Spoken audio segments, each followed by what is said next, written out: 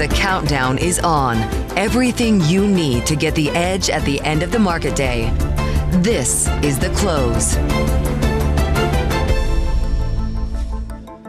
The market rally retests a key technical level as investors gear up for the next phase of corporate earnings. Live from Washington, D.C., I'm Romaine Bostick. And I'm Alex Steele back here in Studio 2 in New York, all alone on set. Definitely miss you here, Romaine, and we are kicking you off to the closing bell. So as Romaine was saying, we're around the highs of the session here, the S&P up 0.6%. You're looking at the second best week of the year for the equity market. Haven't seen that kind of updraft since January. And Romaine, it's not just equities, right? You got the VIX down for 3 straight weeks now, the longest losing streak since the beginning of December. A little bit of buying in the and long end of the bond market, and gold selling off, Romaine. There's been some questions as can gold see a big sellout or shakeout here if sentiment shifts?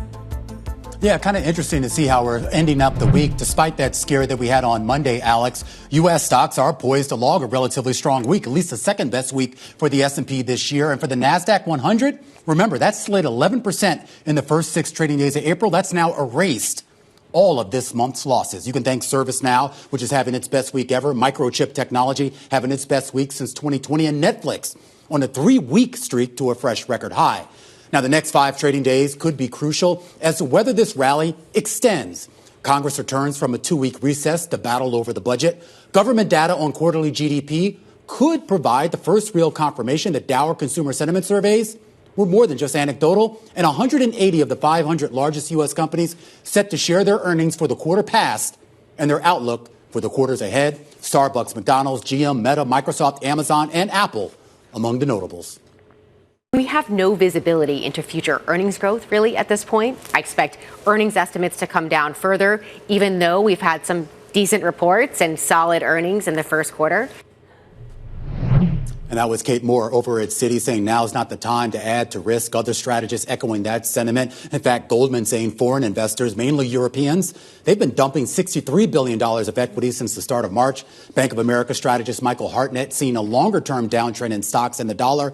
And our folks over at Bloomberg Intelligence, they're raising red flags, Alex, that sell-side analysts might still be too bullish on their earnings expectations. Absolutely, Romaine. We saw from UMich data, though, that regular guys like me and you were actually much more pessimistic on the stock market. Here's one reason why we may see more sell-side downgrades. This also comes from Bloomberg Intelligence. The orange line is the total of earnings estimates that have been revised up this earnings season. The blue line is those that have been revised down. And you can see this huge divergence. And this apparently is not historically what we see. Historic high, about 38% of companies are breaking out here into the guidance to the downside, and then you have about 15 firms just have positive guidance. This is not normally what we see, Romaine. We usually see a lot more upgrades than downgrades, and that sets us up for potentially more of those selling those rallies. And it raises a big question as to how investors actually are positioned heading into this earnings season. Tracie McMillion joins us right now to kick us off to the close. She's head of global asset allocation strategy at the Wells Fargo Investment Institute. And Tracie, next week could be a make or break week, I think, at least when it comes to the bottom line fundamentals. We got a taste of that this week, and it wasn't all bad. In fact, some of the companies, even the ones that said they were having trouble with visibility, weren't necessarily in a position to say that things were still going to be bad. That's right, Romaine. We did get some positive earnings out this week. And, it's important, though, to think that a lot of what we're hearing from companies is all in the rearview mirror now. And it's that forward guidance that really matters. And a lot of companies are coming out and saying that they just don't have enough clarity, really, to give us good forward guidance. So we are seeing those reductions in earnings estimates, and we've cut back our earnings estimates as well from 275 earlier in the year to 260. But that still represents about 5% upside in earnings this year. And we think with that level of earnings, we could see positive returns in the index by the end of the year. Well, that's what I'm curious about. I mean, 260 is still relatively strong, particularly in the face of the economic uncertainty. I know we haven't seen a lot of hard data yet that would suggest trade and Washington policies have hurt this economy. But do you anticipate having to maybe change that forecast, that year-end earnings forecast again? Yeah, it's possible. Right now, we're not anticipating a recession. And if we were to see evidence that a recession is imminent, then we would probably have to make some adjustments to our earnings numbers as well. But, in 2022, we didn't see a recession because the labor market held up relatively well. So unless we see widespread layoff announcements, we're not anticipating that we're going to see the economy actually tip into a recession here. So, Tracie, does that mean that we've hit the bottom for the S&P now in this particular cycle? Yeah, so we're not sure whether we've hit the bottom yet or not. What we do know is that we're anticipating choppy markets from here. We're probably in range-bound trading at this point. And we're telling investors that it's a good time to be very strategic about how they're investing in their portfolios and be dynamic. Think about, those pullbacks as opportunities to add to quality areas of the market. So we like U.S. large caps, we like U.S. mid caps, and then use the rallies to reduce holdings in lower quality asset classes like small caps and emerging markets. Would U.S. tech/growth stocks be part of that allocation that you want to be a part of? It is actually, Alex. We recently increased our allocation to information technology to the sector. We had been neutral weight until a couple of weeks ago, and we really felt like the prices in that sector were attractive at this point. So we were telling our investors that it's a good time to be building positions in technology. And if you think about the environment we're in an environment where tariffs are rising, taxes that corporations are going to be paying and tariffs are going to be rising, so that could hurt their margins. Immigration policy means that labor costs could be higher, so they're going to be looking for efficiencies, for productivity. So we do anticipate that technology spending will continue. Is there a sense, though, that when we talk about the potential resiliency of corporate America, particularly here in the United States, that could actually be limited to just tech or at least some of those mega cap names? Are the rest of the names in the S&P, the rest of the names in the Russell 1000, do they have the capacity to also find those cost savings, those productivity improvements? Yeah, so there are other sectors that we like here. We do like financials and energy. We think that some of the deregulation that we anticipate towards the end of the year will benefit those sectors in particular. And we also like communication services, which is essentially a tech plus play with relatively attractive valuations. So we think that it will be broader than just IT.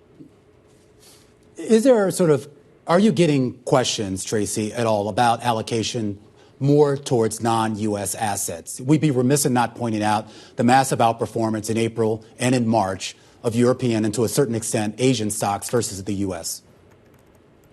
We absolutely are, yes. We have been a globally diversified shop for a long time, although we have a relative overweighting to U.S. assets, but that global diversification has certainly been a help to our portfolio performance so far this year. What we're seeing, we think, is that the dollar weakness is also adding to the performance benefits that our clients are seeing. And because the dollar is weak, that is detracting from international buyers. So they're repatriating some of their assets back to their home country. So that global diversification play is working well. We are telling investors that developed markets are very close to our year-end target ranges. So we'd be cautious adding there at these price levels. All right, Tracie, great stuff here as we keep an eye on the markets, trying to stage a modest rally into the end of the week. Tracie McMillion, head of global asset allocation strategy at the Wells Fargo Investment Institute, kicking us off to the close. A conversation up ahead with one of the most volatile stocks this week. It has to do with the metal space. The Trump presidency offering some of these companies a chance to tap into new opportunities to mine critical minerals from the seafloor. Gerard Barron is the chairman and CEO of a company called the Metals Company. We're going to talk to him in just a second, right here on The Close. Looking forward to that. Plus, big gains on the SOX index for the week. A discussion on how to invest in the chip sector on the heels of Intel issuing a disappointing forecast.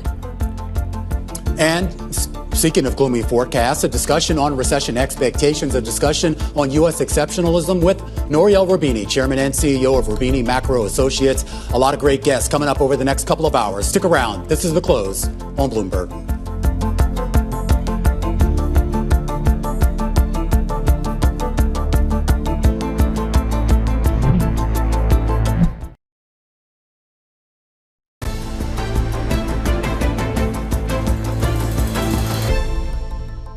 $80, 90% of some critical materials from us all come from China. You just saw China announce they banned the export of two very critical metals for us. So that's what we're responding to, and we need to respond to that. For national security, we need to have secure supplies of critical minerals. That was Energy Secretary Chris Wright speaking with me yesterday, discussing the importance remain of securing critical and rare earth minerals for U.S. national security. He spoke to me at the Powering AI Global Leadership Summit. And remained just hours later, President Trump would sign an executive order to ramp up deep sea mining for those same minerals. Yeah, I was watching your interview, and then shortly after that, and as the news was sort of crossing the wires that this was what Trump was going to sign, you saw a lot of stocks in that space really rally. One of the companies that rallied hard on that was a company called the Metals Company. It surged about more than 40% just in a single day. I was told that the CEO actually was at the White House for the signing of that executive order, and I'm pleased to say, Alex, that he joins us in the studio right now. Gerard Barron is the co-founder and CEO of the Metals Company and an expert on this space. He joins us here in D.C. Great to see you here. Great to see you, too. So you were there at the White House, so you had to have known that this was coming or that the administration was considering this. Sure. Your main process right now is to find critical minerals, but not necessarily in the ground, on the Earth's surface, as we typically do, but somewhere down at the bottom of the sea. Is that process better, more efficient, and cleaner than getting it on Earth? It's so much better. And in fact, our job isn't to find them because we've already found them. We have around just under 2 billion tons of high-grade nickel, copper, cobalt in the form of these polymetallic nodules like I have in my hand. And they literally sit on the ocean floor just like this. And they're about 1,100 miles off the coast of San Diego in the Pacific Ocean. And America used to lead this industry. Back in the 1970s, industry was getting organized to start picking up these rocks. And if you look at the names of the companies that were involved in it back then, they were American titans of industry. And then the process got a little bit taken over by this international organization. And what we announced a month ago was that we're bringing it back to America. We're going to apply for our permit. We've spent the last 14 years going through the feasibility and spent almost $750 million almost on the environmental studies, on building our pilot collector system, on showing how we're going to turn these rocks into metals. And we're ready to go. And we've just decided that America provides a much safer permitting pathway. Well, I am curious, though, because as you know, there's already been pushback on this from non-U.S. countries, including China. The United Nations, which runs the International Seabed Authority, has made it clear that particularly the area you're looking at, kind of between Hawaii and Mexico, are international waters. Why are you confident that the U.S.'s ability to exercise authority over this region is actually going to go through without other countries getting in the way? It's very black and white. So in 1982, a number of countries signed onto the treaty known as UNCLOS. America did not. And in fact, America have been a consistent opposer to the treaty, have never ratified it. And so while 169 countries have agreed to this treaty on how to handle ocean floor metals, the United States has never done that. And in 1980, they put in place regulations to allow the development of this very same resource. And in fact, they've carried out, license holders carried out 5 environmental impact studies. There was one programmatic environmental study conducted by NOAA, which was presented to Congress in 1995. The regulatory certainty is absolutely watertight. And okay, some of those countries are a little bit annoyed that America has said, well, we can go and do this, and we will. But let me just reflect on that, because UNCLOS instructed the establishment of the International Seabed Authority. They did that in 1994, and they had one important job: put in place the regulations to allow for exploration and exploitation. Now, we were awarded our contracts in 2011 and 12. And the other license holders, of which there are 17 more, include China, who are the largest, and Japan, and Germany, and UK. And we have spent more money on environmental research than all of those others. But here we are, 2025, and they haven't completed those environmental, those regulations to allow commercialization. So, Gerard, the government is trying to set up basically three things. A sovereign wealth fund, in essence, that can invest in companies that would directly compete with China, potentially some kind of backstop that would circumvent any change in administration. So you have that certainty that you're talking about. Do you think any of those are going to, are they happening right now? Have you had conversations with the administration about those specific things? We're talking to the administration about all of those things. But, we are a public company. We're listed on the NASDAQ as the metals company. The thing that has held our valuation back is permitting certainty. And that's why we were so pleased to see that executive order in place as of yesterday, because capital is widely available when it comes to critical minerals. But it's that permitting uncertainty. Now, of course, we will avail ourselves of whatever other helpers along the way are available to us. But so we'll wait and see how they shake out. And look, I think if you can get access to some of those government funds, you can probably get access to them in the private or non-government sector on even better terms. So we'll wait and see. All right, Gerard. This is really illuminating, obviously, a topic you're an expert on, but I think a lot of investors are now starting to familiarize themselves with. Gerard Barron is the CEO of the metals company. Stick with us. A lot more coming up here on The Close. We're going to check in on the state of the chip industry, particularly on the heels of Intel's earnings. Daniel Pilling over at Sands Capital is going to be joining us after the break. This is The Close on Bloomberg.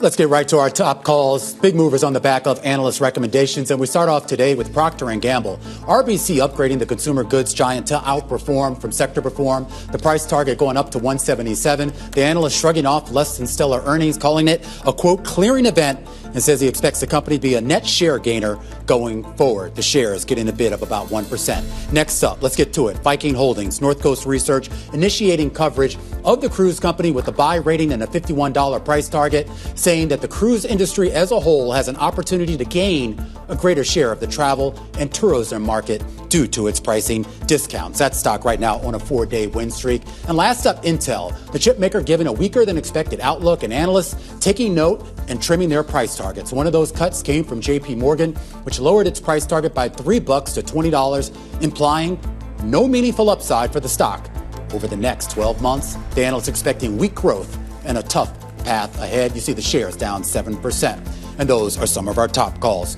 We do want to stay in the sell side space and in the chip space with a broader long-term look as to where this sector goes. Daniel Pilling is portfolio manager and senior research analyst over at Sands Capital, specializing in the tech and more specifically the semiconductor space. And I do kind of want to start off with Intel because there was a long-term story there, not just for Intel, but really for American manufacturing, American chip manufacturing at least. Are they still a part of that long-term narrative? You would hope so, but we're quite skeptical. I'll tell you why. First of all, Taiwan Semi noted that 30% of their leading-edge manufacturing is going to be in the U.S. and Arizona, so that's quite a lot. And then secondly, Intel still has issues with IP, so attracting third parties to design IP blocks for the manufacturing. And secondly, they struggle a little bit with packaging. So Taiwan Semi is amazing at packaging the AI chips. Intel hasn't been so great at doing that so far. So we're a little skeptical. Daniel, a lot of what Intel's going through is company-specific, right? And I guess with Intel and then Texas Instruments, what have we learned about chip demand as it's impacted by tariffs so far? So far the impacts haven't been that significant, right? And it seems like maybe you could argue if there would be an impact, we'd probably see that later because you may have people ordering ahead of the tariffs. Now, I would argue that actually you can make a case, and that maybe it wasn't in these results, that at least AI chip impact has been very minor so far, if any at all. So if you see what Google said last night, they continue to see CapEx rising. And if you look at sort of the progress that AI models are making, it's pretty clear that scaling laws are still holding. So net, I would argue, actually, we've seen very little impact, if any. When we talk about sort of the build out of AI, obviously a big focus has been primarily on data centers. We're starting to hear a lot more, at least from certain companies, about this idea of robotics, things that are, I guess, a little bit more tangible to people. I know it kind of seems like sci-fi, but they're saying that a lot of this is real and a lot of it exists. I mean, maybe in warehouses and maybe with autonomous driving, not necessarily in our homes. Do you think we're going to see, though, an acceleration in investment in that side of the AI and the chip business? Yes, absolutely. So I think this is a huge positive for semiconductors because these robots have a lot of semiconductor content.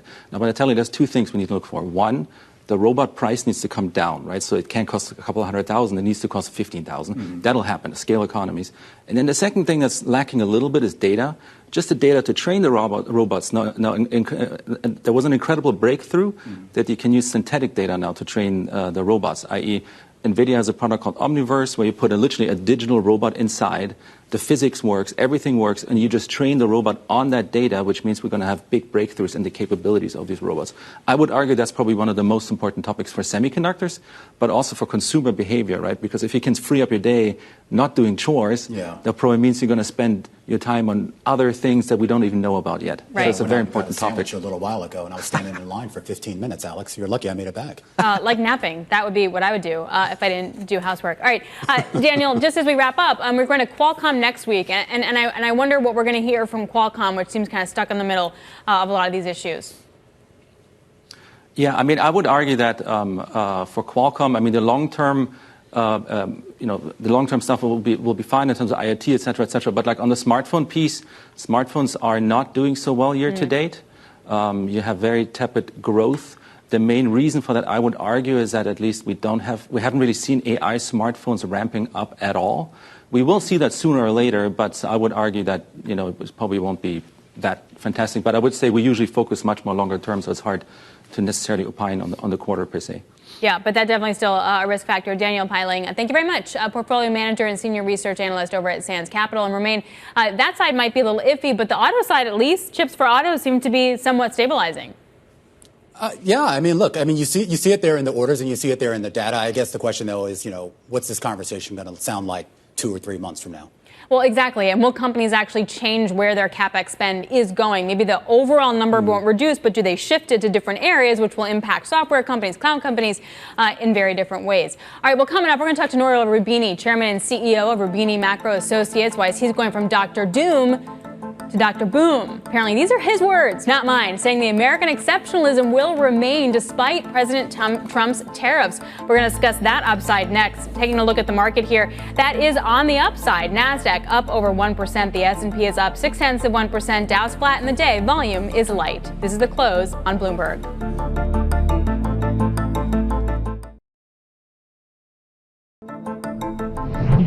I see a lot of positives. We just don't want to get bogged down negatively. Negative gets you nowhere. You have to think positive. It's like a golfer coming up on a green. It's got a body of water in front of it. If you start thinking, don't hit that water. What happens? You hit the water. Yeah. So you have to think positive. All right, well, Harold Hamm, I think speaking for every duffer out there, Alex, is someone who's gotten definitely shook over the time of seeing that water in front of me. I'm Romain Bostic in Washington, D.C. It's 3:30 p.m. here, and this is the countdown to the close. Yeah, and I'm Alex Steele. That was part of my conversation with Continental Resources Chairman and CEO founder Harold Hamm at the Hamm Institute for American Energy at Oklahoma State University. And he was saying, look, we know the negatives. He acknowledges that tariffs and that uncertainty are negative. He talks about it being a negotiation and that it will resolve and it needs to resolve quickly. He acknowledges that oil prices at 62 he doesn't like. He says 75 is where you need for profitable well drilling. He knows that they're negatives, but he's like, there's a lot of positives. And for him, it's going to be a lot of deregulation and sort of really harnessing more energy to power things like AI. All right. And not getting psyched out in the process, right? And not getting psyched out in the process, yes. Yeah. Don't psych yourself out. All right, here for more is Nouriel Roubini, chairman and CEO of Roubini Macro Associates, who's also not psyching himself out. Nouriel, are you on the positive camp here? And if so, how?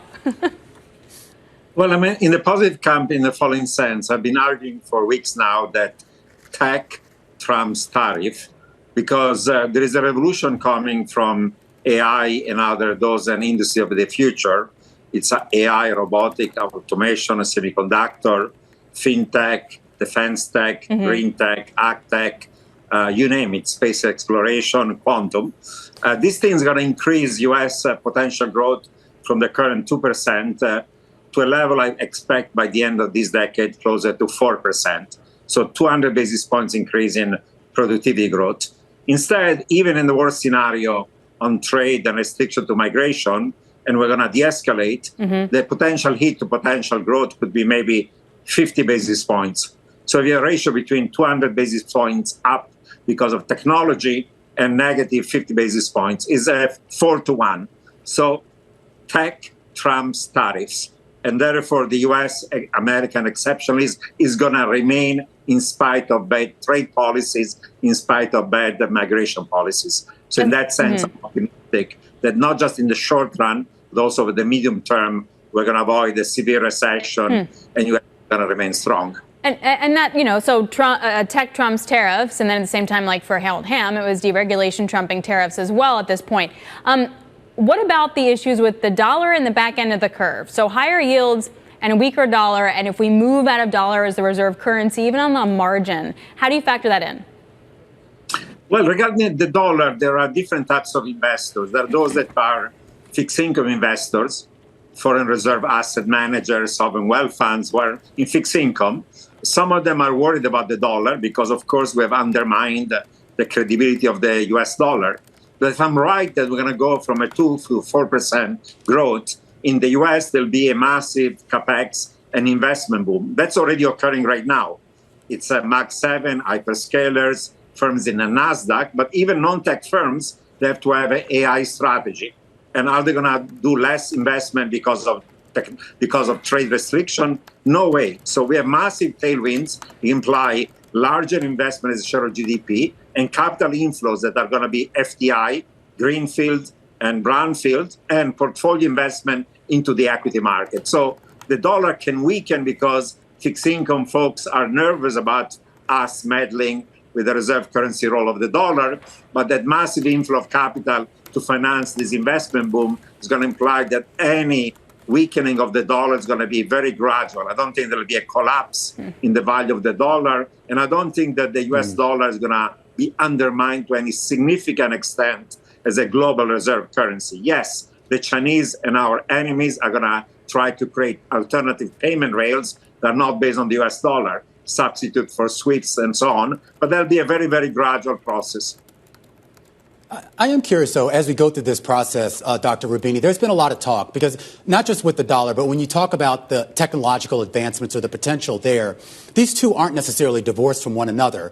And someone was bringing up kind of, you go back, you look at the other big sort of the Industrial Revolution, obviously the digital revolution a few decades ago, and this idea that it wasn't just about one country leading the charge. In fact, a lot of the countries that led the charge ended up not being the primary beneficiaries down the road. Great Britain, for example, with the Industrial Revolution, of course, most of the benefit ended up being to what was then a burgeoning United States of America. Is there a chance that we could see that play out again, where China and DeepSeek and everything else affiliated with that becomes the real beneficiary? I don't think so, for the following reason. In these 12 industries of the future, U.S. currently is number one. China is number two in all of them, but green tech and electric vehicles, the mobility revolution. Secondly, in the past, innovations were logarithmic. They have a spurt of growth, say, after the first internet revolution in the 90s, US growth goes from 1 to 3, then it flattens out and goes back to 2.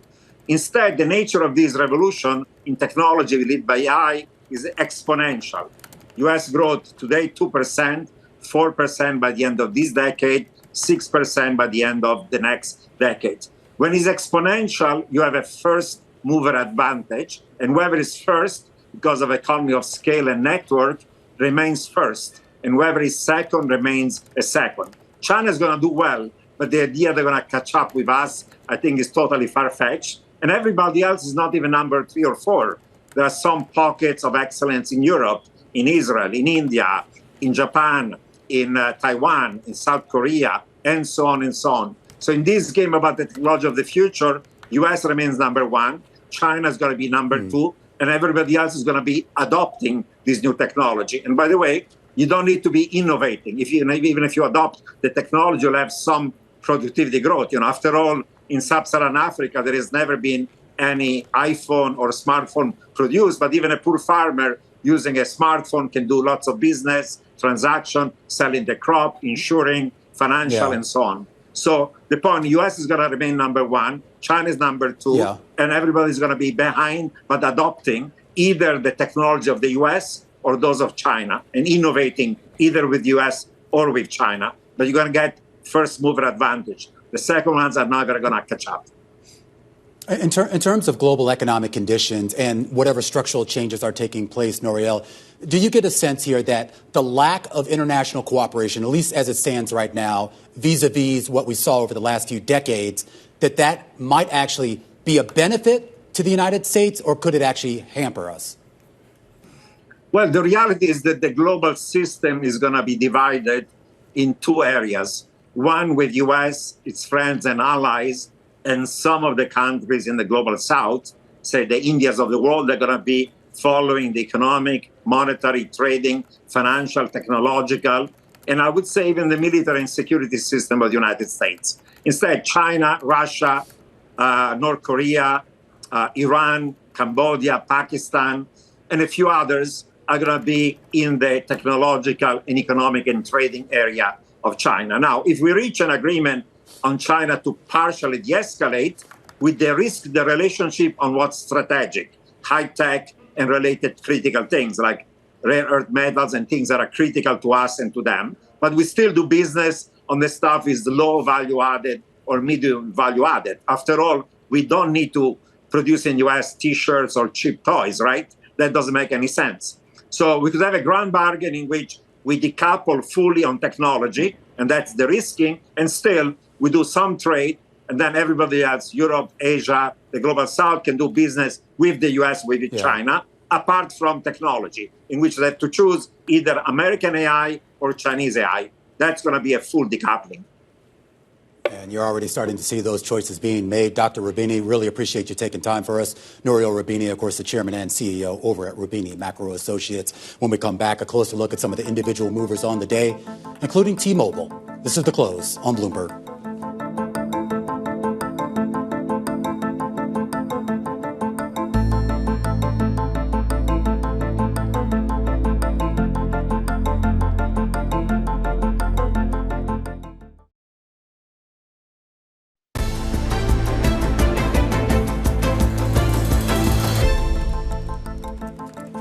All right, let's check in on shares of T-Mobile, down about 12% on the day after the wireless network cell phone subscribers fell short of estimates in the most recent quarter, overshadowing an otherwise positive earnings report. John Butler joins us right now, who covers this company for us over at Bloomberg Intelligence. All right, I mean, T-Mobile had really kind of been knocking it out of the park quarter after quarter. I was looking at some of the trajectory from 2020 through 2023 through 2024. Is that all over, John?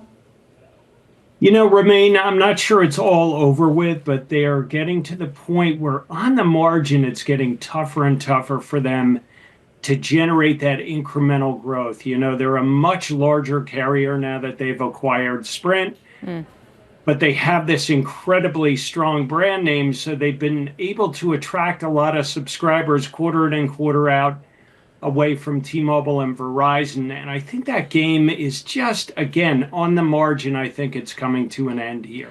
John, are they losing subs to another competitor, or are they just not building or stealing subs in the way that we've expected them to?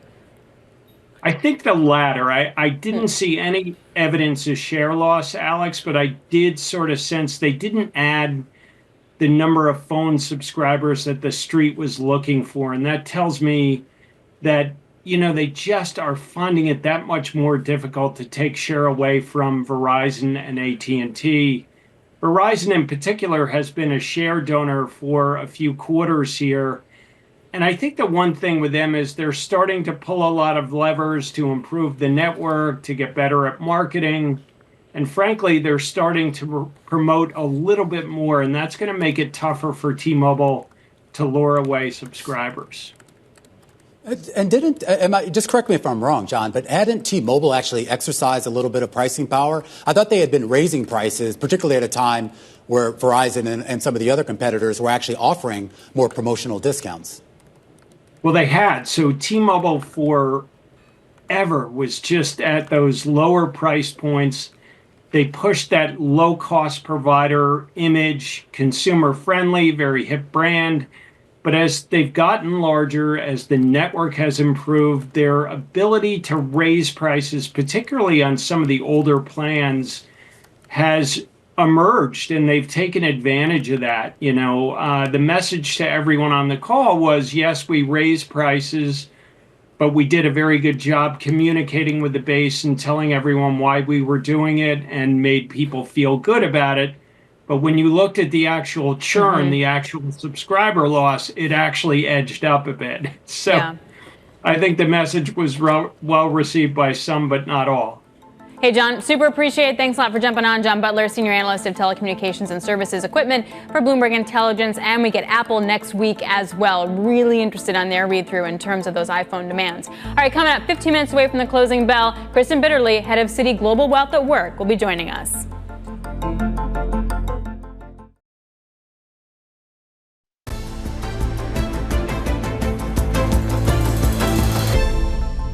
What we do know is that we're anticipating choppy markets from here. We're probably in range-bound trading at this point, and we're telling investors that it's a good time to be very strategic about how they're investing in their portfolios and be dynamic. Think about those pullbacks as opportunities to add to quality areas of the market.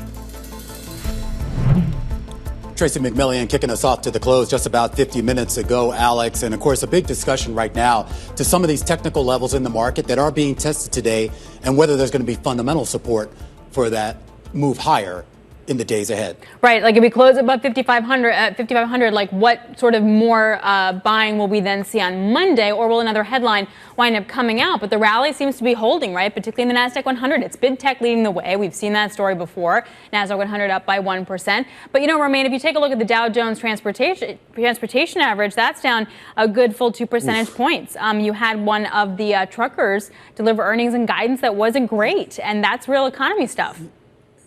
Yeah, I was paying attention. Stock we don't talk a whole lot about, Saia. But, the outlook that they gave and the earnings for the past quarter certainly not boding well for some of the less than truckload companies. And, of course, that then, Alex, would feed into a lot of questions about the health of the consumer and for that matter, the health of companies and what they're ordering. Yep, and if manufacturing is staying in contraction territory, that's going to have a knock-on effect as well. So Old Dominion, for example, one of the worst performing stocks on the S&P. Absolutely. Nevertheless, we should point out it's still a relatively strong week for financial markets. The S&P up more than 3% on a weekly basis. And a lot of people now raising the question as to whether you chase after this is what now has become a 4-day stretch of gains. Kristen Bitterly joins us. She's head of Citi's Global Wealth at Work. Kristen, great to see you. I am curious. We were speaking a little bit earlier about whether you chase after this. Kate Moore from Citi was on a little bit earlier on Bloomberg saying maybe now is not the time to add risk. Is that your general view? Absolutely. I'm going to completely agree with Kate's comments as our CIO from earlier today. We would love, the market's looking for a narrative, and I think the market is looking to hang on to some positive news. Unfortunately, if you look at why the market rallied this week, it was a de-escalation of rhetoric and the narrative. It wasn't actually a situation where we're getting tangible information that this is coming to a resolution. So unfortunately, we're still in this base case of a severe degree of policy uncertainty. We're still in the base case of, even though that anchoring bias from a tariff perspective is walking you back from really high tariffs to that baseline of 10%, these are still the highest tariffs. Even if we end up there, they're still the highest tariffs that we've seen in close to 100 years. And so when you add that with then how that's going to flow through, maybe not in Q1, but through the rest of the year in terms of corporate profitability, it is still not a clear sign that everything is okay. Everything's not okay, but is there an argument to be made, Kristen, that maybe, given the somewhat tamped down rhetoric, that maybe we have seen the peak of that uncertainty, the peak of that chaos, or is that just too much of wishful thinking? Look, I think from a positioning standpoint, you could argue that from a peak volatility, maybe at least for the next couple of weeks, that yes, that unwind of what we saw over the past couple of weeks is positioning. You had a lot of people come into this year with the same exact positioning, that this administration was going to be very pro-market, that we were going to see a rally really within U.S. assets and risk assets. And so the unwinding of that position has largely been shaken out.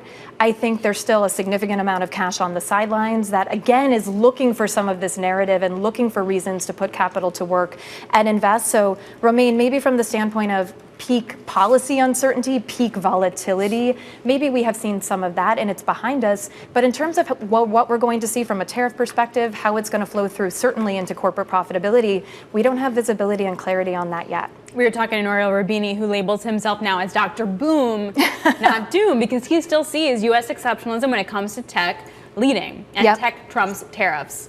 So I think a couple of things to break down there. When we look at where are the asset flows, are the capital flows when it comes to the U.S. market, where are they going? Certainly there's a bias towards these larger companies with great free cash flow generation, and we've seen a lot of that in the price activity. Where are the companies that could actually withstand that? I think the other thing, too, that's an interesting data point is just around when you look at the size of the U.S. market. If we look at the MSCI world, the U.S. market is 65% by a market capitalization standpoint. So there is a question of, while we've seen outflows from the U.S. into particularly areas like Europe, is that something sustainable?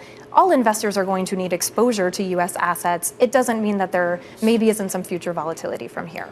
So would you recommend clients to rotate a little bit out of U.S. large cap tech into something else, or just hold on what they have but deploy cash somewhere else? When you look at how our portfolios are managed right now across both equities and fixed income quality bias. So when we look at our fixed income portfolios, our duration is still short, medium term duration, 3 to 5 years. Quality bias. In terms of equities, we're neutral in our portfolios from an equity standpoint. But again, you have that same quality bias. We still have more exposure to U.S. assets than international, but we've been moving into international. I think the one thing, though, is, and I would caution this, it's a very active management market. Not all international exposure is created equal. There's a lot of a strong value bias in terms of some of the other markets. So it's not just U.S. move into international, but make sure that you're investing in parts of the market and sectors that make sense here. You know, Kristen, one sort of aspect of this rotation or reallocation to some international assets, we focus a lot on stocks, but there's been a lot of flow data showing that a lot of people have been piling into corporate debt, non-U.S. corporate debt, primarily in Europe. And I am curious that what does that say about just the search for safety and whether the U.S. still can sort of hold up that banner as being sort of a haven to a certain extent, whether it's when our own fixed income space, either on the corporate or on the Treasury side? Yeah, I think the price action that we've seen over the past couple of weeks, particularly when it comes to the bond market, made a lot of people very nervous, and the impact on the U.S. dollar as well. So we know short term what those flows are. I think you still have, and that's why I mentioned, like, we are very comfortable with Treasury exposure. We are very comfortable when it comes to the short end of the curve, managing duration, looking at upping credit quality. So when you look at our fixed income portfolios, we do see opportunities there from a yield perspective. But again, it's looking at the underlying credit quality and managing duration. I think you have different markets abroad. Yes, you may have seen some flows internationally, but I think they're also priced to perfection right now as well. All right, Kristen, thanks a lot. We really appreciate it. Kristen Bitterly, head of Citi Global Wealth at Work. Romain, you're looking at a market holding on to these gains here, but volume is still light. And the VIX, we're back down now to a 20 handle. We're at 25 now for the VIX. Yeah, it's kind of interesting, too. I mean, I also noticed that the majority of the stocks in the S&P are actually lower, despite the fact that the S&P is higher. And that is because you're getting a big lift from some of those Mag 7 names like NVIDIA and Microsoft. But when you see such a lack of participation amongst the rest of the members, it does raise a little bit of concern about the sustainability of that rally. Questions as to whether that rally continues into the new week. We'll try to answer some of those questions with our global simulcast that starts right now. The Closing Bell, Bloomberg's comprehensive cross-platform coverage of the U.S. market close, starts right now. And right now, we are 2 minutes away from the end of the trading day. Romaine Bostick here in Washington, D.C., Alex Steele in New York, taking you to the closing bell with a global simulcast. Scarlet Fu being wheeled into Studio 2, Carol Masser and Tim Stenovic in the radio booth. Welcome to all of our audiences. We want proof. No, she walked in this time, guys. She walked in. I saw it. But she normally gets rolled in, we hear. The show doesn't All right, start well, until I get rolled in. And Romaine, how did you get to work? Did people carry you in on limos, perhaps? No, I don't worry. I took the Sikorsky, Mike Bloomberg Sikorsky out here. He got me here in time, landed on the roof just in time to see the end of the week and a pretty decent rally. I mean, I know everyone's looking a gift horse in the mouth here. This is like the second or third strongest rally on a weekly basis we've had all year. Got to say, I also think it's interesting in a day that we were kind of saying the rally hit the wall, that we're seeing some buying here into the close, folks. We're up about almost 1.2% now on the NASDAQ 100, the S&P up almost 0.8%. So we're moving close to or near our highs of the session. We are, but it is not broad-based. There are actually more stocks in the S&P 500 that are lower than are higher. You can really thank the mega cap tech companies, the NVIDIAs, the Teslas, the Microsoft, the Metas, and the Amazons for moving this equity market higher on the today. Rally. Hey, just calling it like it is. Well, a lot will depend on what happens when the rest of the Mag 7 reports next week. And by the way, Wednesday marks the 100th day of President Trump's administration. We're about 2.5% away on the S&P 500 from the April 2nd level. So if we continue to build on these gains, he could get back to above water from Liberation Day. Yeah, and going above 5,500 and closing at that level, Romaine, it could mean something. It could mean something here. Of course, that was the pivot point, the line in the sand that we came into this morning. And we do get a close above that pivot point on this day. The S&P 500 is going to take a while for these numbers to settle, but the closing number is going to be right around that 55.25 mark, up 40 points or 0.7% on the day. And it's also, of course, higher on the week by just about 4.5%, if my calculations are right. The Dow Jones Industrial Average up about 20 points or fractional on the day, up about 2.5% on the week. The NASDAQ Composite higher by 1% on the day and 6 to 7% on a weekly basis. And the Russell 2000, we'll just call it unchanged on the day. Actually, it was deep in the red earlier today, but some bidding closer into the close. You can see it there, unchanged on the day, and I think investors might take that. All right. Yeah, I would say so. S&P 500, as Tim was talking about, it was a lot more negative in terms of the split before. Right now, you got 205 names as we settle in to the upside in the S&P 500, and about 296, Scarlett, to the downside. All right, let's take a look at the IMAP. A mixed day overall, but worth noting that the three biggest sectors tied to big tech, consumer discretionary, infotech, and communication services, all gaining at least 1%. Although it is really Target and Colgate-Palmolive leading consumer discretionary up. On the downside, materials, financials, and utilities under a little bit of pressure here, with materials the biggest laggard, losing 0.75%. All right, a lot of green there. So let's get to some of the gainers. And I got to say, my top two gainers are actually the number 1 and 2 in both the S&P 500 and the NASDAQ 100 today. So let's start with Charter Communications. This one finishing pretty much at its best levels of the session, so up about 11.5%. Cable company reported first quarter results that were seen as strong, even though broadband losses were wider than expected. So this one, again, number 1 gainer in the S&P and the NASDAQ 100. The number 2 gainer in both of those indices was Tesla, and this one just finishing off its highs of the session, up about 9.8%. You did have Transportation Secretary Sean Duffy unveiling a new framework for self-driving cars that happened yesterday afternoon, saying it would slash red tape and move us closer, the U.S. closer to a single national standard that spurs innovation and prioritizes safety. So good news for Tesla, which plans to launch a self-driving cab service in Texas. I believe that's happening in June, and also talking about a cybercab robo-taxi next year. One more, I just wanted to go to one of the big earnings that we got after the close yesterday and played out in the trade today, finishing well off its highs. We're talking about Alphabet. At its highs, up more than 4%, but finishing the day with a gain of about 1.5%. The company did, as we reported last night, first quarter revenue and profit exceeded analyst expectations, buoyed by continued strength in search ad business, and also talked about AI and all that good stuff, but nonetheless finishing off its highs of the session. Tim, all right, let's go with the downside today. Intel pretty much leading losses on the S&P 500 on a percentage basis, among the worst performers in there, on a points basis too, actually, down 6.7%. As Ian King writes, Intel's short-term woes are even worse than feared. We had a conversation with him that was pretty grim about where Intel is and the turnaround effort that's ahead of new CEO Lip-Bu Tan. They got layoffs. They reported earnings yesterday that they came in for the current quarter below analyst projections. The company warns of a potential tariff-fueled recession that could impact chip demand. There's a lot of work to be done over there. The company also plans to reduce operating costs to $17 billion this year and $16 billion next year, and it'll cut spending on new plants and equipment by $2 billion to shore up finances. When we spoke to Ian, at this point, it's still kind of unclear what the future of the company is. He laid out a scenario where this company could be sold off for parts at some point. We don't know if that's going to happen, but that's certainly on the table, according to some analysts. Also, T-Mobile down 11.2%. Shares fell after the company reported fewer net new wireless phone subscribers than analysts expected in the first quarter. They added 495,000 new monthly mobile subscribers. 507,000 is what analysts wanted to see. And finally, Gilead Sciences fell 2.8%. This after the company posted first quarter revenue that fell short of estimates.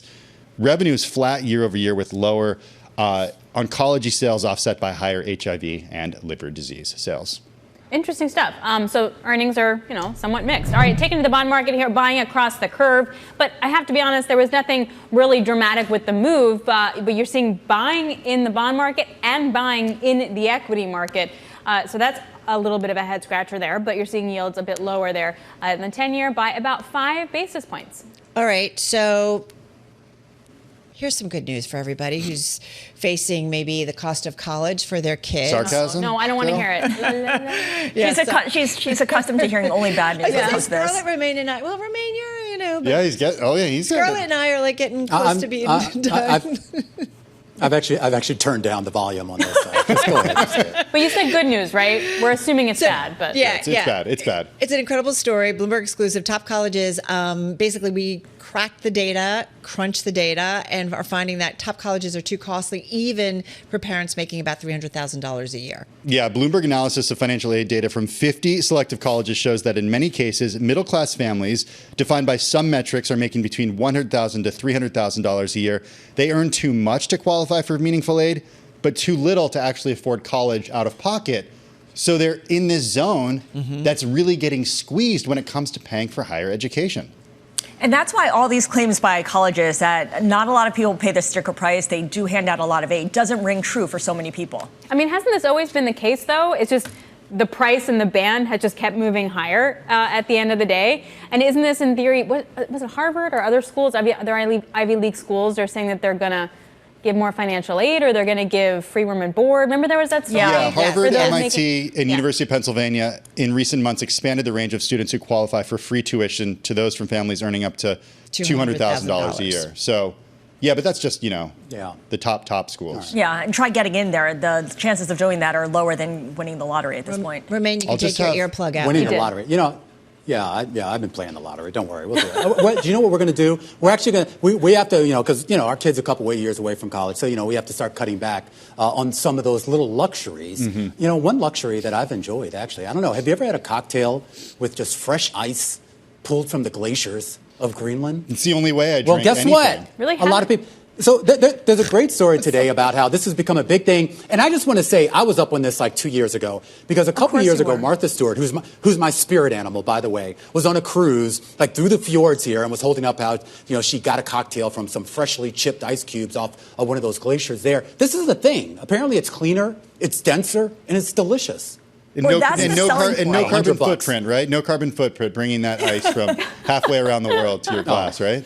Hey, if Katy Perry can go to space, I can have my glacier ice cubes. All right, so it's 6 ice cubes from the glacier, $100, and you get a little pair of tongs. So that's key. That's key. Totally, right? I mean, are they also gold-plated? The tongs are worth Yeah. I don't know. Congratulations to the entrepreneur who came up with this. That's all I'm going to say. Because the fact that the ice market is that big and people are willing to pay $100 for 6 ice cubes that are imported from halfway around the world. We didn't say people were willing to pay for it, did we? They are. This Wall Street Journal article says in Dubai. They're buying it in Dubai. In Dubai. Yeah. Because here we'd have tariffs, right? So then that's going to increase the cost. For the record, I've actually seen this in U.S., New York City bars as well. So it's not just Dubai. Hey, the global ice market expected to reach, I'm not listening, $7.23 billion in 2027. What is it right now, the global ice market? All I'm going to say is, how much do we spend on bottled water? I don't buy bottle. I don't know. I don't buy bottled water. I go to the water fountain over also, here. like, what bars is Romaine going to? I think we really missed that point right there. Yeah, that's true. That's true. I don't know. Well, you can look at my expense report after tonight. We will. All right, guys, that's a wrap. Our cross-platform. Have a great weekend. Our cross-platform on the markets, on radio, TV, YouTube, Bloomberg Originals. We call it the closing bell. We will see you again, same time, same place on Monday. Take care, guys. And our coverage continues right here on Bloomberg Television. A big week ahead. More than 180 S&P 500 companies set to report. And that includes a lot of big names in the food and restaurant industry. A conversation on that front coming up after the break. This is The Close on Bloomberg.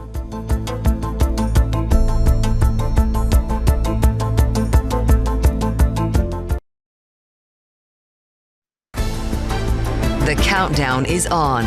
Everything you need to get the edge at the end of the market day. This is The Close. This is Bloomberg Markets. I'm Scarlett Fu, New York. And I'm Romaine Bostic in Washington, D.C. today. And so, of course, Scarlett, all the talk over the last few months has been about the intersection of what's been going on in Washington and what's going on in Wall Street. This week and for today, you got a little bit of reprieve maybe from the chaos in Washington, with the S&P posting a gain of about 0.7% on the day, but more importantly, up more than 4% on the week. The NASDAQ Composite, NASDAQ 100 up 6 to 7% on the week. You see the gains here on the day, and that's providing maybe some tinge of optimism that we head into a busy earnings week next week, which includes a lot of those big tech names, that maybe this rally can extend. One big caveat that too, though, Scarlett, is that third line on your screen. That's a Russell 3000 index that tracks the trucking industry, dropping 8% today on the back of some earnings out of a trucking company called Saia.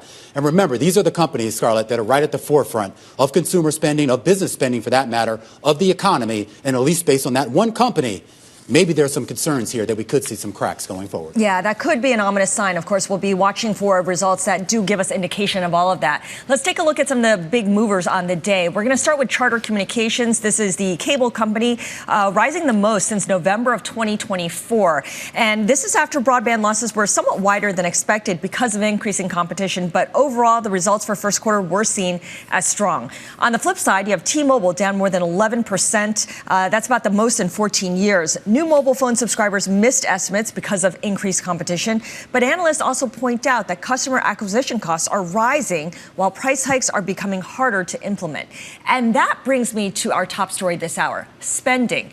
As we get set for the busiest week of earnings season next week, the topic of spending will really be front and center. How freely are consumers spending on drinks at Starbucks, nuggets at McDonald's, or burritos at Taco Bell? For Amazon and Apple, what are the costs to adjust their supply chains away from China? For Meta, Trump's tariffs on China will probably reduce advertising spending by Temu and Shein. And over at Microsoft, how much are companies spending to move their operations to the cloud? So we've got you covered on all of that in the coming hour. And we are going to spend some time talking about that right now, of course, with Domino's on Monday, followed by those other names she was talking about: Starbucks, Brinker's, Yum, McDonald's, Shake Shack, Wendy's. A lot of names in there. And, of course, that's on the heels of an earnings report that we just got this week out of Chipotle. And that is where we want to start here with our first guest here at the top of the hour. Joining us right now is Brian Harbour, equity research analyst over at Morgan Stanley. And Brian, I am curious, first, if we could kind of start a little backwards looking at that report that we got out of Chipotle, which did seem to suggest that there is some material shift in consumers and the way they're thinking about spending money. And I'm wondering if that's going to be a harbinger for what we're going to learn out of McDonald's and Starbucks and Yum and all these other companies, or was that idiosyncratic? Yeah, thank you for having me, by the way. I think that's probably emblematic of what you're going to hear out of some other companies, right? Is that things have slowed a little bit. Actually, I think that a number of companies will probably miss the first quarter. When I look at recent months, March, April, it actually looks okay, right? But I think it's reasonable to approach, the forward view with a little bit more caution here. When we had all those names on the screen, most of them, with maybe the exception of Starbucks, aren't really premium products. In fact, a lot of people look at those names as, to a certain extent, being value. If you're going to eat out and you don't want to spend a lot of money, you're going to consider a Wendy's or a McDonald's or even a Chipotle. So if economic times are going to get hard, why wouldn't we see more of a benefit to those names rather than this sell-off that we've seen, at least over the last couple of days? Well, I think you would see some of that as the reality. You'd see sort of that trade down into some more value-oriented players. But what's kind of a key issue the fast food industry has dealt with? They've taken a lot of price over the last 5 years. And so I think that a lot of customers view the value proposition as being a little bit different. And what we've seen over the last year is people have just gone to the grocery store, even instead of a relatively inexpensive fast food restaurant. And to some extent, I think the example, or what you're seeing now is that's still the case, right? So people are comparing dining at McDonald's or let's just say a Domino's versus eating at home versus against each other, against eating somewhere else outside. Yeah, absolutely. Right. Or if maybe you went to McDonald's, X number of times per year and you're just going a little bit less often. Right. So you don't cut it out completely. But obviously buying something at the grocery store per meal is still cheaper. And so I think that is the trade off that, especially kind of that lower income cohort is still making. Right. Yeah, I want to ask you about the, overall consumer sentiment. How much does that kind of data, that soft data, like the University of Michigan Consumer Sentiment Index, which came out today, correspond with what the companies themselves are experiencing? Is it coincident? Is it any kind of leading indicator? Sometimes I think that's a bit more negative than what actually happens, right? You can see sentiment turn very quickly. And, I wouldn't ignore that, right? That does sort of mean something. But what people say they're going to do and what they actually end up doing are not always the same thing. So when you hear from companies, I think they take that into account. Chipotle sort of echoed that. But there's not necessarily perfect follow through when you think about the forward view of sales, for example. Brian, I am curious about this idea of costs as well. I mean, they were asked, Chipotle on the call was asked a lot about that. And I know we're going to get a lot of questions about that going forward here. How much of a hedge do some of these companies have on their input costs? And how much flexibility do they have on the labor side? The labor market for a lot of these companies is actually relatively stable right now. I mean, obviously, I think it's important to watch things like immigration policy, anything else that might affect that. But actually, most companies are able to staff. They're not seeing too much wage inflation. But, labor cost in absolute is still high. That's why you're hearing more companies talk about things like automation, right? And you're seeing sort of partially automated restaurants, for example. Sweetgreen is just one example. On the food cost side, that's also at the current time manageable. Luckily, it's very much a domestic supply chain. This is not really a tariff-affected sector, at least directly on the cost side, which is a good thing. A lot of it comes from the U.S. or at least North America. Companies have contracts in place, usually for 12 months. But you did hear Chipotle talk about a bit of a tariff impact. Some packaging comes from China for certain companies. There are a few things that are imported. So that's something that I think companies will start to talk about. Luckily, Chipotle, pretty small margin impact. So I guess I'm not as worried about that side at the current time, right? Right. Which companies, Brian, in your universe can make up for slowing or, stagnant sales in the U.S. by relying more on overseas growth? Well, certainly, when you think about McDonald's, Yum Brands, Domino's, Restaurant Brands International, those are still companies that add new stores outside the U.S., and that's an important source of growth for them, where maybe the U.S. is a bit more of a mature market. And I think for the most part, that does continue. Now, look, I mean, for example, last year, some of those companies were boycotted in the Middle East. I think you're seeing some anecdotes right now about whether they might get boycotted in other countries. I think it's early to know whether that's the case. So the story isn't quite as simple outside of the U.S. as it was maybe in past years, but certainly those companies, that's still an important source of growth and profits for them. Right? All right, well said. Brian, thank you so much. Brian Harbour, equity research analyst at Morgan Stanley, giving us a sense of what we might expect when a lot of those food companies, fast casual dining restaurants report next week. Coming up, it's also going to be a big week for tech earnings. Microsoft, Meta, Apple, and Amazon, about 57% of the Mag 7, all set to report. We're going to break it all down next. This is The Close on Bloomberg.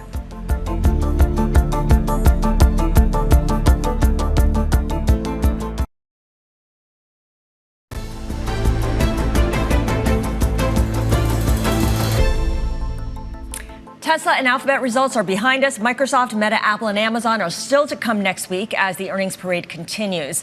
Bloomberg Opinion's Dave Lee, who covers all things tech, writes, quote, the big questions will go unanswered this season if investors are waiting expectantly for meaningful forward guidance. they should temper those hopes. Dave joins us now. So, Dave, I look at how the Mag 7 has done this week, up about 9.1%. And, of course, we did hear from Tesla and Alphabet as well. Does that price action create a better setup for next week's results? Does it raise the bar more? Well, I think what it does is it brings a bit of optimism that wasn't there, I think, at the beginning of the week. I find that the Mag 7 quite difficult now because Tesla is such a strange company compared to the other 6. So I don't think it's maybe quite as good an indicator as it has been previously. But that aside, I think what it does is it sets up some promising signs for companies that are in some of the more traditional sides of the businesses. So, for example, Google, their results were strong because of search advertising, and that's something we could have said for the last 10 years. What it doesn't give us much of an indicator of is some of these newer businesses like AI, and it's notable that Google Cloud, where you'd expect some of the AI benefits to Google to come from, missed estimates, right? So I think there's a mixed picture there in terms of what that's going to mean for Microsoft, what that's going to mean for Amazon. But the fact that Google generally beat on just about every measure, I think has brought some optimism that actually I wasn't expecting at the beginning of the week to exist today. So Tesla definitely is an outlier in the Mag 7, but in a way, Apple is too, and it may actually face the biggest challenge because it's primarily a hardware company that's long China and sells to China as well, versus software and services of the other companies. Even if it diversifies away from China, it's exposed to tariffs by sector and by other countries too. And that's going to be a drag on the results. I think, well, I mean, it will make the job of predicting what's going to come in this current quarter and beyond certainly extremely difficult, and that's what I was getting at there with the point about guidance. I mean, this reminds me very much of when we were going through COVID, and a lot of companies said, you know what, we're not even going to try and do this because it's a fool's errand. Obviously, the difference being this is a much more sort of man-made problem that they've got, shall we say. And so I think that's where Apple is going to, of all those companies, because of the supply chain, the hardware supply chain is so integral to its margins, I think they're going to be the ones that are going to find it difficult to say, well, you know, what's this year going to look like? But Dave, is there an argument to be made that some of those companies, particularly the names like Apple, have the capacity to preserve those margins? And I raise that point because when I was looking at the analyst estimates coming in for earnings coming into this season, you have not really seen a whole lot of downward revisions on the tech space, the big cap tech space. And that seemed to be predicated on this idea that even though revenue growth is likely to be stagnant over the next couple of quarters, they did actually see an expansion of margins, the bottom line, if you will. Well, look, I think the uncertainty has created concern among analysts, but I think, you know, of a company like Apple, they do have many sort of strings to pull in their supply chain. And when we're hearing today about how they think they can satisfy all the demand for iPhones out of India in a not too distant future. So, you know, there is this confidence that those margins can be preserved by making some of those moves. I mean, I from what I've seen from analysts, you know, there has been some pullback in where they think the companies are going to be in a year's time. So I think there is some concern there about the tariff environment. But yeah, you're right. I mean, these companies have been seen to be extremely nimble, even though this particular challenge at the moment is massive. And also to that same point, Dave, I am curious about this idea of longer term expectations, right? Because I know we're probably not going to get a lot of clarity as to what they think is going to happen in 2Q or even 3Q, maybe even 4Q.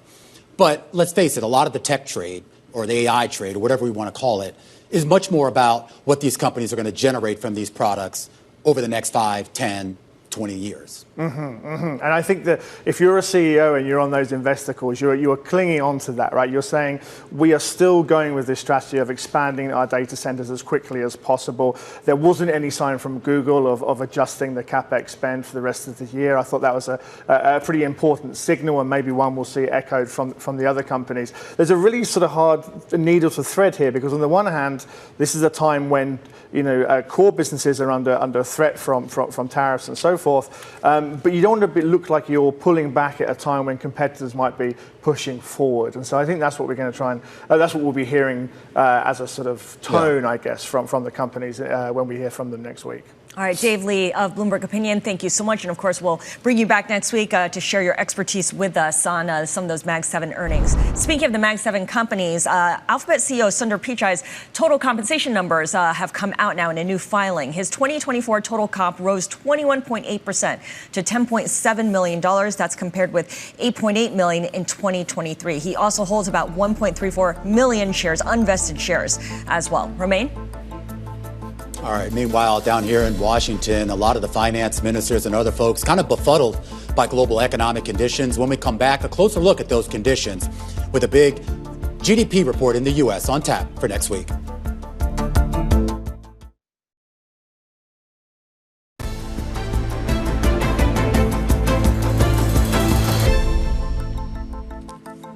All right, we know Washington has been really the focal point of Wall Street all year long. This week was no different with the IMF and World Bank meetings, and next week won't be any different either. It will mark the 100th day of President Trump's second term.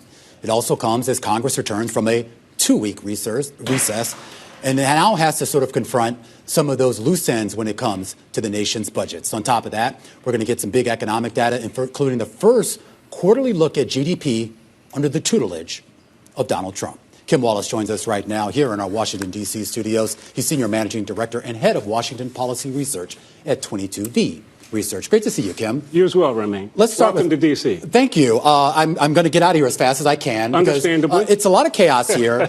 Congress is away.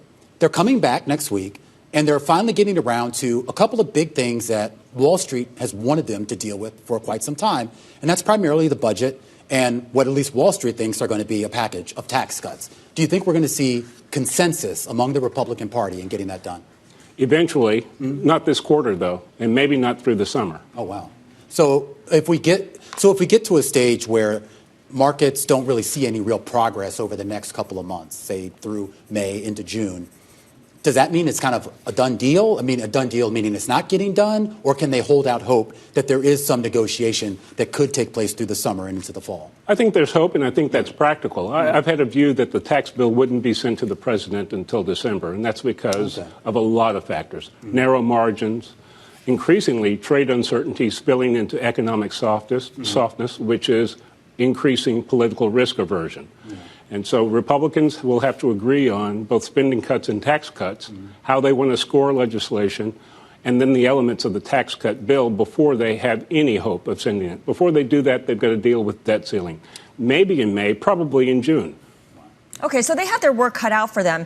Kim, we know that a lot of the folks from Congress went home and had town halls and in some cases were yelled at by constituents or perhaps got a lot of feedback, not all of it positive. Will that impact how they move forward with policy? Do you think that will actually make a material difference?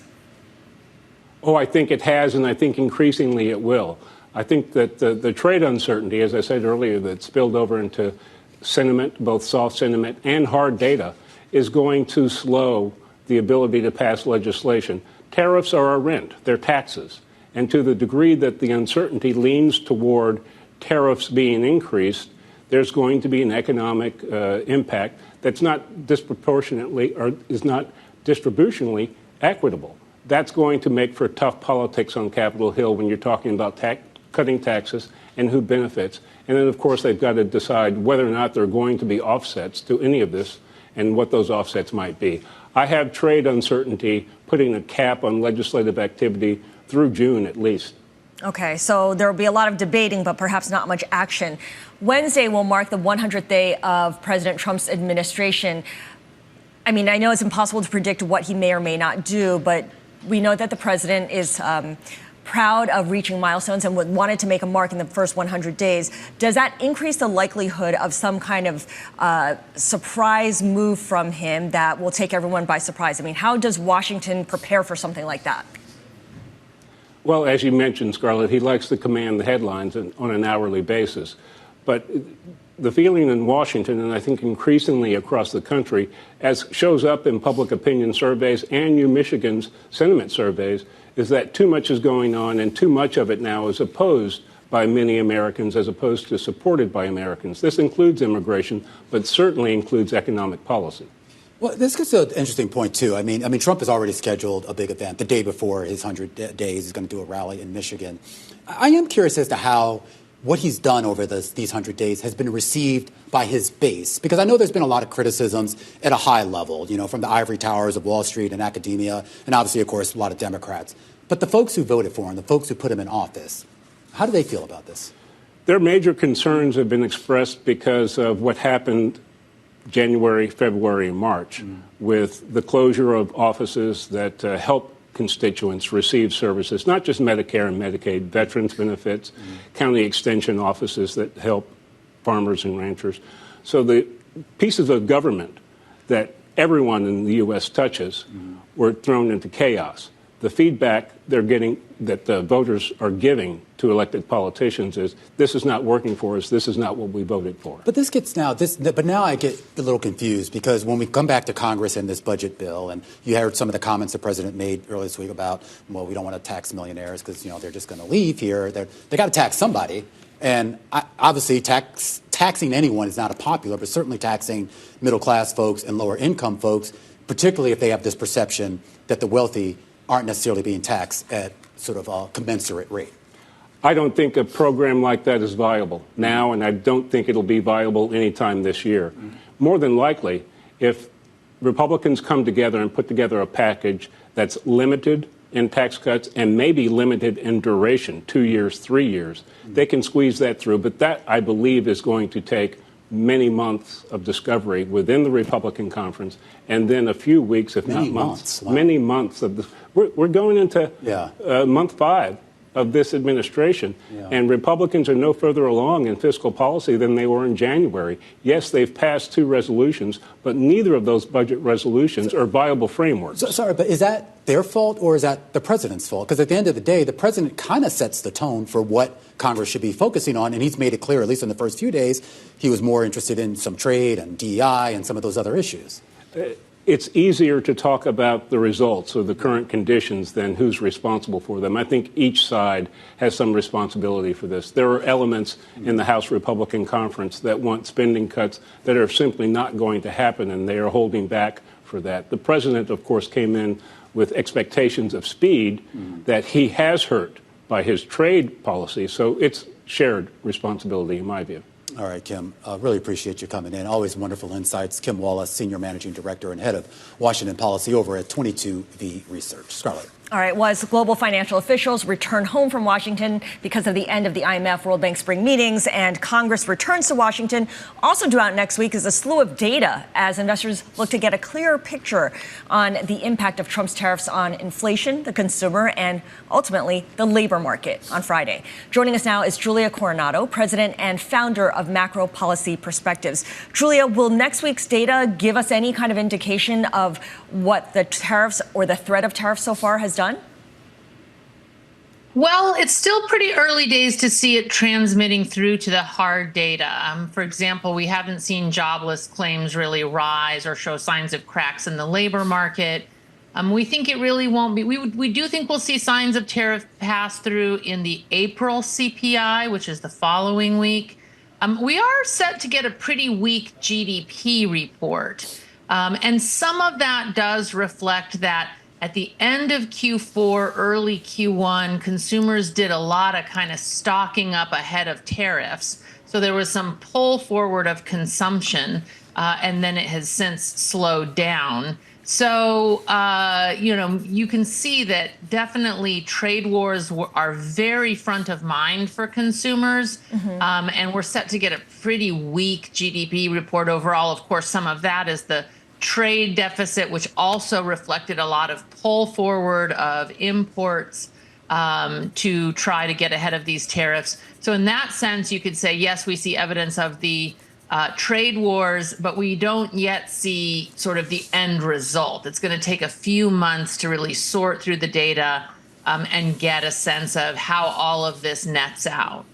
So that sets us up for this interesting situation where the soft data, the survey data, have people talking about how they don't feel confident, they feel worried, they feel anxious. Yet the hard data show that there's that pull forward effect that, for now we might have already seen, but as long as there's a pause on tariffs, might continue to take place over the coming weeks because no one really knows when the tariffs will actually come or not come. That creates data that's divergent for an unspecified amount of time, doesn't it? Yeah, it does. There's going to be a lot of tensions in the data for the next couple of months. And by the way, you mentioned one thing. We did get a data point this week from the Treasury statement, showing a $6 billion jump in customs revenues. So we do know that tariffs are now in place and being collected. That was a little bit of hard data saying this isn't just uncertainty anymore. We are in a real trade war. There are real tariffs. They are being collected. $6 billion is a small amount, but it's the early warning shot of a price that is, that has to be spread between profit margins and higher prices for consumers. And we'll probably see both of those impacted. We've started to see some warnings in the earnings report, again, early days, but some kind of, well, here's a couple of scenarios that companies are guiding us to, and one of them isn't that good. And one of them is, more of the same. So I think that we are going to see these conflicting signals, but that it will rotate towards showing the true impact over time.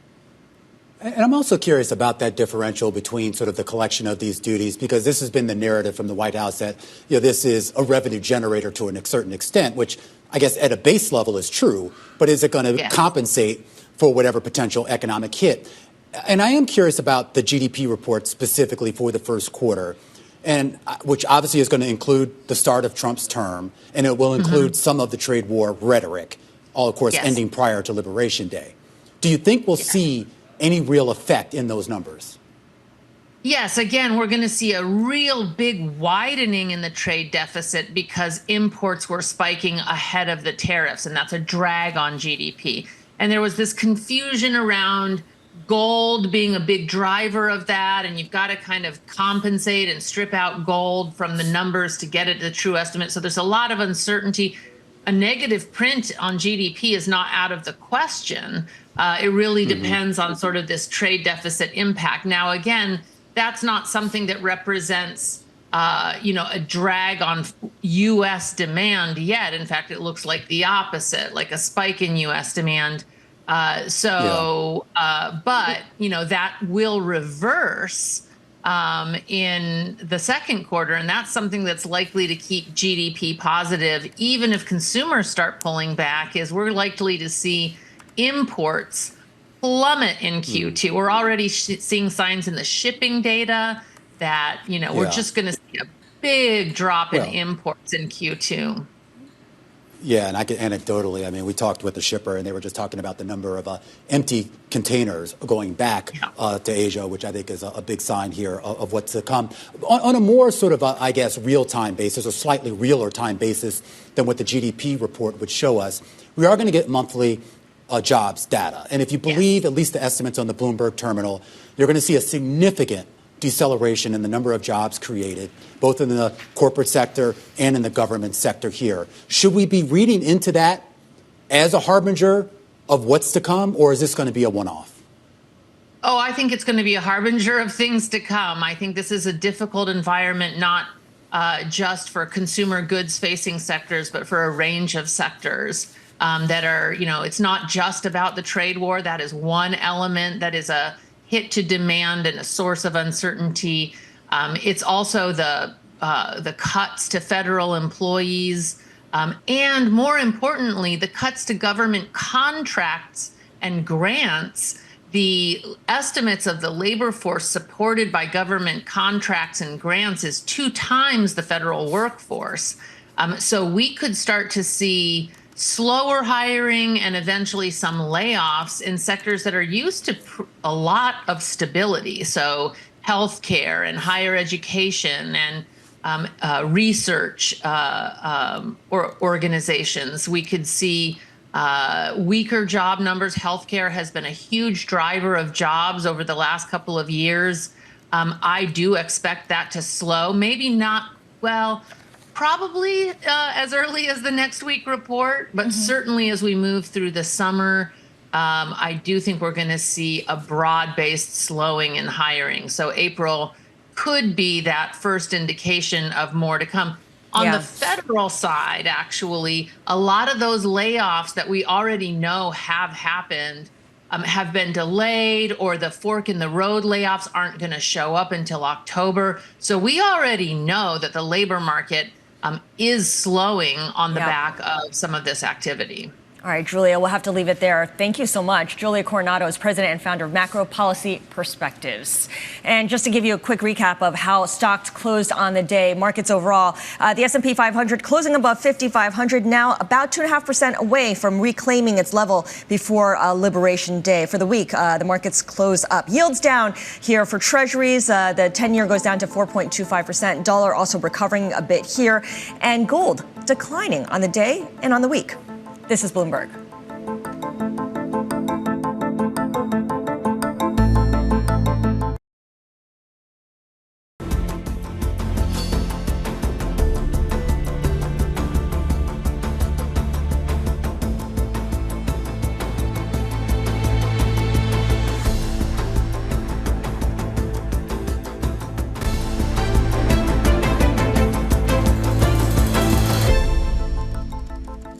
All right, U.S. exceptionalism in question. You see it in the data. You see it in the allocations out of the U.S. into overseas markets, and emerging markets have benefited immensely. Emerging market stocks having their best week in about 2 months here. And there are a lot of funds out there, a lot of investment shops that are really trying to capitalize on that rotation. We had a chance to catch up with one of those folks. His name is David Mullings. He's the chairman and CEO of Mahoe Capital, whose investment firm focuses on the Caribbean. And he told me that region, in his view, is an untapped investment frontier. The Caribbean has been ignored for too many years, maybe too many decades, right? This is what we should consider the front yard of the United States. And we think of coming out of the Panama Canal, Jamaica, Barbados, Bahamas, Guyana. These are growth stories, and they're being overlooked. And the Caribbean is the next investment frontier. So our phone is ringing off the hook. What are you saying to those people? Or more importantly, what are they asking of you? Are they just looking for liquid assets to put in? Are they looking for real estate, something longer term? What? So I like that you asked that. Originally, we were focused on public equities and some private equity. That's what we were saying to people. The market came back to us during COVID and after that saying they wanted real estate more than anything, something they could see, feel, and touch. Regardless of what happened in the economy, we could hold on to it for 10 years. It could generate income. And so we looked at building housing. So we're doing affordable housing in Jamaica, moving into Barbados next. And then we're looking at actually commercial real estate, where we can have a REIT that owns property. For example, special economic zones in Jamaica, or we're working with the Jamaica Special Economic Zone Authority, is 0% tax on all income derived from the buildings you own. So if we have a REIT in the US, 0% here, and obviously the entity in Jamaica is 0%. So this is a tax-free way to invest. So real assets have been what people have come to us. We're trying to get them to think more about private credit and public equities as well. For the types of shareholders that you currently have and the ones that maybe you're looking to have, are they primarily going to be based here in the U.S., but of Caribbean descent? Is that the idea? So we have a Reg CF offering that was qualified last year by the SEC, still running, closes on May 1st. And that has been entirely retail investors, 99% are of Caribbean heritage here in the United States, who want exposure to invest back home, but they didn't have a way that was regulated, audited, transparent, definitely not liquid. So we intend to eventually list. That's our goal, is to list on a major exchange. So we started with those people, but now we're talking to single family offices. We've had some discussions with a few mutual funds and ETFs.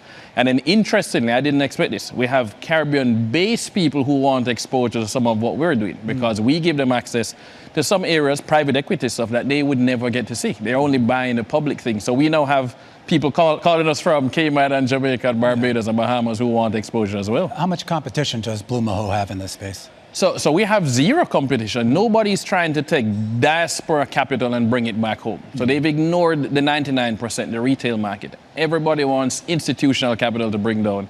And we think that we need to stop ignoring those retail investors, right? The Caribbean diaspora is an economic powerhouse, more than 10 million people in the United States alone, sending back just to Jamaica $3 billion US per year.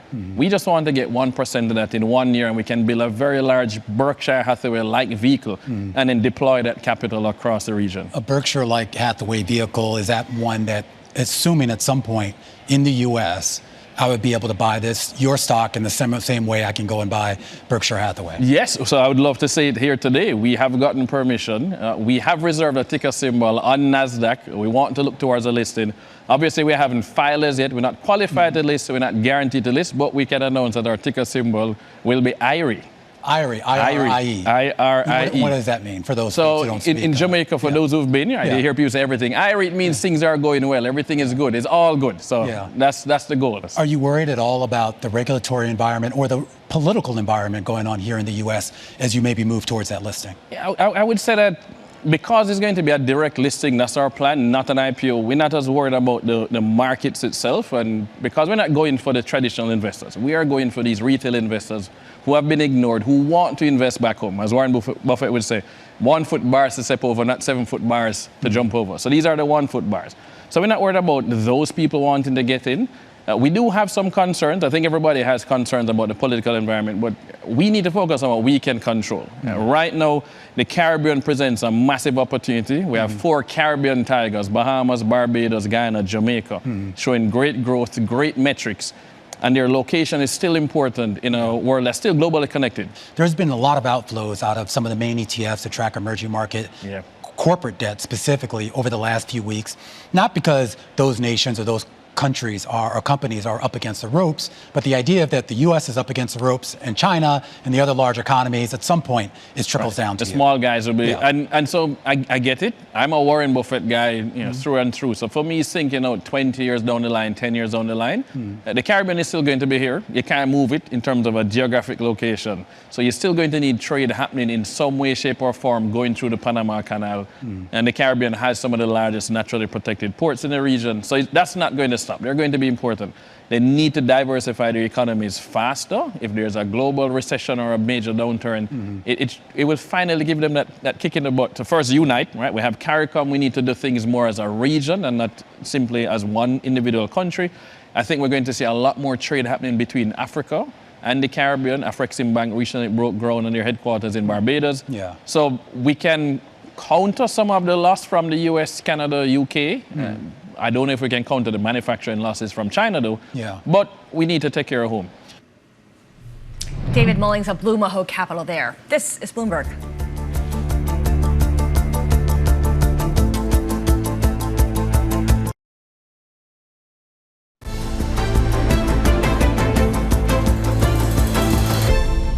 All right, here's what we can look ahead to in the next week of trading. On Monday, Canadians go to the polls with the election underway. Whoever wins faces an economy near recession.